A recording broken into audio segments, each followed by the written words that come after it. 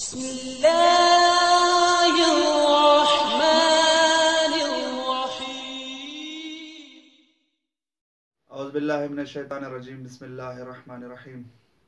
मोहतरम नाज़रीन, अस्सलामु अलैकुम वरहमतुल्लाहि वबरकातुहू। रमज़ान मुबारक जी ख़ुसूसी नशरियात सां गॾु तव्हांजी ख़िदमत में हाज़िर आहियूं, जंहिंमें असां रोज़े जा अहकाम बयानु करे रहियासीं, जंहिंजी 3 नंबर नशिस्त में अॼु असां मुफ़्तरा ते रोज़ा बयानु कंदासीं। उहे शयूं जिन्हनि जे ज़रिए सां रोज़ो बातिल थी थो।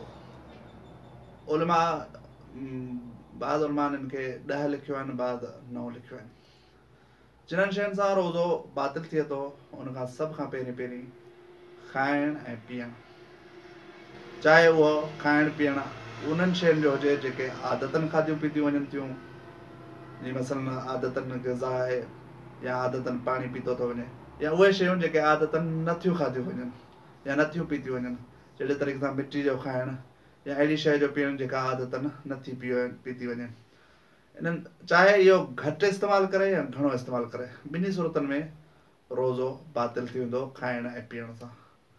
3 नंबर ते आहे जिमा, यानी हम बिस्तरी करणु पंहिंजी घरवारी सां, चाहे इहा हम बिस्तरी हलाल तरीक़े सां हुजे या हराम तरीक़े सां हुजे, इन सां रोज़ो बातिल थी थो वञे।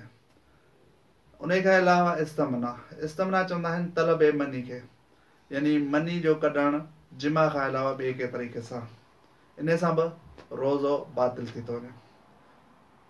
4 नंबर ते आहे कूड़, ख़ुदावंद आलम जी ज़ात सां जी तरफ़ कूड़ जी निस्बत ॾियणु, नबी सल्लल्लाहु अलैहि वसल्लम जी तरफ़ कूड़ जी निस्बत ॾियणु, या आइमा अलैहिस्सलाम जी तरफ़ कूड़ जी निस्बत ॾियणु। वाज़िर आहे त इन में ग़लति आयत पढ़णु, यानी ॼाणी वाणी का इबारत पढ़े जंहिंखे आयत इलाही चवे, या ॼाणी वाणी का अहिड़ी इबारत पढ़े जेका नबी जी हदीस न हुजे ऐं इहो चवण थी नबी जी हदीस आहे, या ॼाणी वाणी को अहिड़ो फरमान जेको आइमा अलैहिस्सलाम जो न हुजे ऐं उनखे आइमा अलैहिस्सलाम जी तरफ़ निस्बत ॾे, इहो कूड़ जे ज़ुमरे में अचे थो ऐं इन में रोज़ो बातिल थी थो वञे।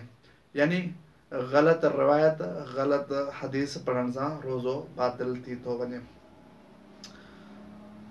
ऐं उन खां अलावा अमदन जिनाबत ते बाक़ी रहणु, यानी हालत जिनाबत ते आज़ान फजर ताईं बाक़ी रहण सां बि रोज़ो बातिल थी थो वञे। यानी अगरि कोई शख़्स राति में मुजनिब थियो हुजे त ऐं उहो गुस्ल न करे आज़ान फजर ताईं अमदन, त उन जो बि रोज़ो बातिल थी थो वञे।